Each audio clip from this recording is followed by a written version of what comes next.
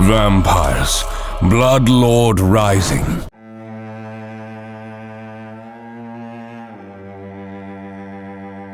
My name is Andre Badescu, and I used to belong to a group of vampire hunters, but my duties have changed. My steadfast faith and unwavering devotion to the Eternal Mother have attracted attention, and so the cathedral has unofficially taken me into its service.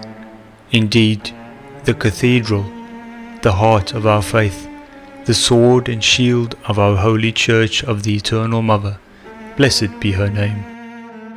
In recent times, reports of undead creatures, vampires and bloodsuckers have become more frequent. Fear is spreading. Sometimes the inhabitants of entire villages panic, and the cathedral sends its servants, though often in vain. Many a vampire has turned out to be nothing more than a married woman's lover or a rival she wanted to get rid of.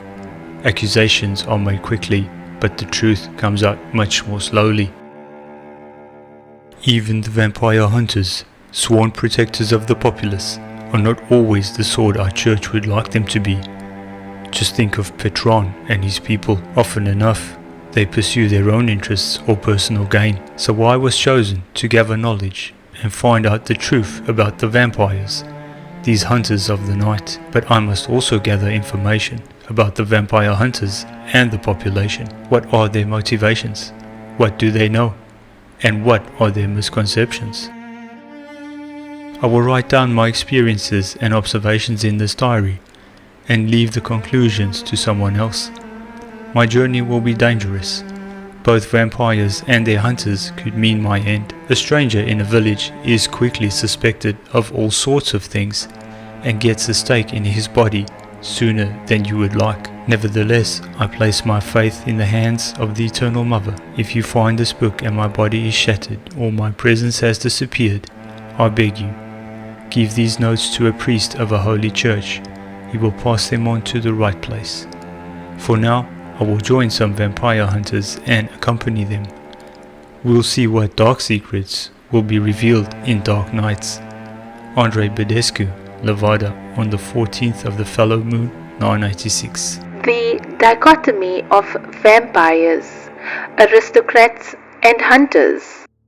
Remember, understanding your victim is the first step in the hunt. These creatures are masters of deception, and every word here is a piece of the puzzle to unveil and hunt them.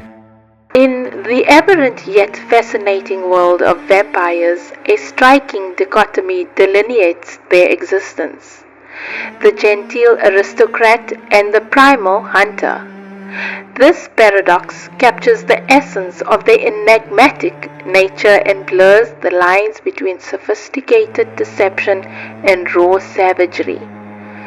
In the game, it is possible to switch between these two vampire forms to take advantage of their respective benefits.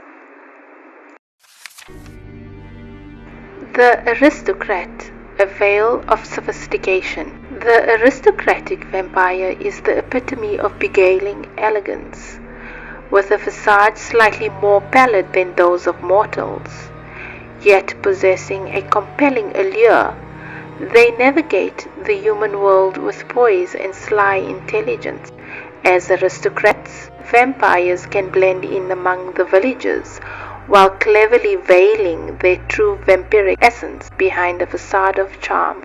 Don't be fooled by their charm. I've witnessed these aristocrats turn entire villages into their puppets. Always look out for the signs: the pale skin, the cold stare, the control they exert over others. It's all a masquerade. The hunter, embracing the beast within. In stark contrast to their aristocratic appearance, vampires unleash their raw, animal side in their hunter form. In this state, they shed all pretenses of humanity and become fearsome predators, driven by an insatiable thirst for blood. They use all their inherent powers, which they suppress with great willpower, while in their human state. It is in this form they are at their most dangerous. I have tracked many of these hunters. They are fast, merciless and relentless. When they shed their human disguise, be ready for a fight that will test your every skill. Intrinsic traits of the vampire. Inherent to both forms are traits that define their vampiric nature: immortality, an aversion to sunlight, and the ability to control certain animals, often bats. Vampires are remarkably strong and fast, traits that serve them well both when manipulating humans and in the thrill of the hunt. Their fingers are also dangerous claws, their teeth sharp as daggers, and their blood is like a sweet, irresistible drug for humans, to which one becomes irrevocably addicted after the first taste. The bloodsuckers make use of the latter to bind humans to themselves as servants, familiars or dependents. The vampire sense predatory instincts. A remarkable aspect of their physiology is the vampire sense, a unique ability to detect the strengths and weaknesses of humans through the scent of their blood.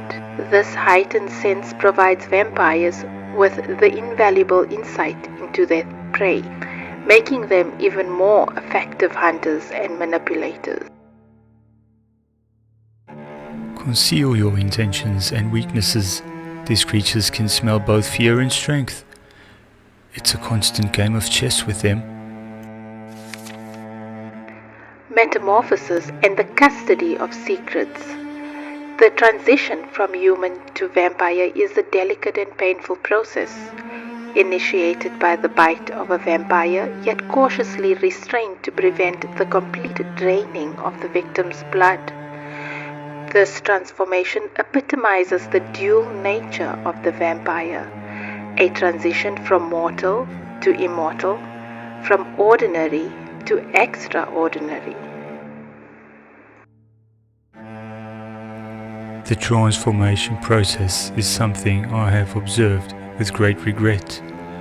Once a person treads this path, there is rarely a return. It is our duty to prevent such tragedies.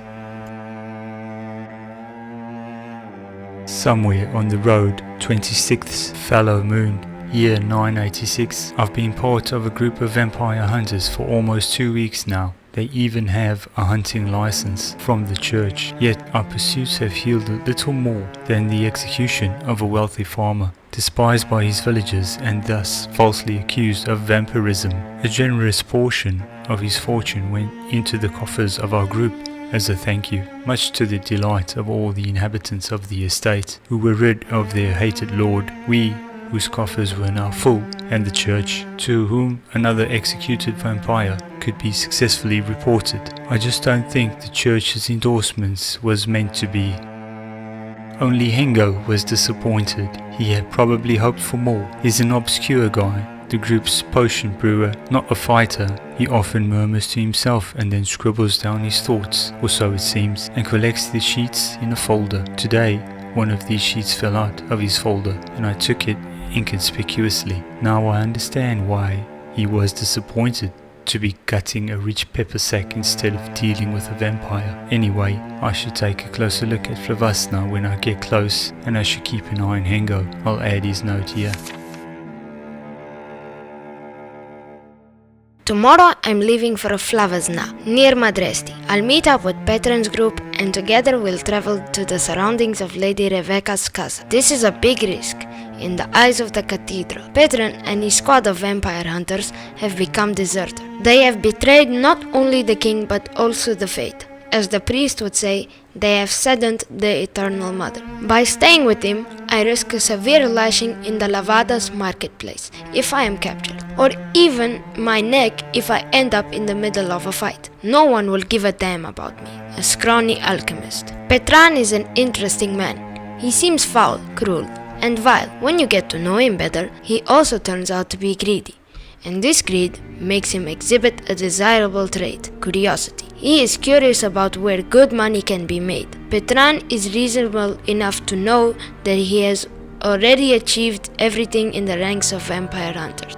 There is no path to glory for him, because there are no more vampires. These, as the locals call them, strigas, are nothing more than unfortunates who fall prey to their neighbors. Either someone blames them for an illness or a crop failure, or they are frowned upon because of their strange appearance. Any reason is good enough to acquaint a disliked person with the Inquisitor. What do the hunters themselves get out of it? Not much. Killing and torturing the peasants is no honor, and the profit from it for the hunters is small. The peasants are sometimes rich, but they are no match for those who have hundreds of years to accumulate wealth, and above all, their blood is worthless. Truly, I say, it is difficult to become a vampire hunter when there are no vampires. There aren't, but there are. I am convinced that they are well hidden. I firmly believe that. I have to. I can't bear the thought of dying without tasting vampire blood again. So where are they? There are reports of strigas and other undead, attracting vampire hunters from all over the country. Of course, when you investigate, it turns out that it's all nonsense. But there is one place where this is not happening, Flavazna. It's as if someone is making sure that any rumors of creatures of the night are silenced to keep the hunters away. Life must be peaceful there. Flavazna is ruled by Lady Rebecca, whom no one has ever seen during the day. Apparently, she bears a strong resemblance to her tragically deceased mother. A coincidence? I don't think so. Well worth investigating, because the reward is larger than life. Patron is hoping for gold, which we will get from the vampire blood. I'm counting on the blood. May the day come when instead of dreaming of it, I will drink it by the cups. Or even, dare I say it? Yes, immortality.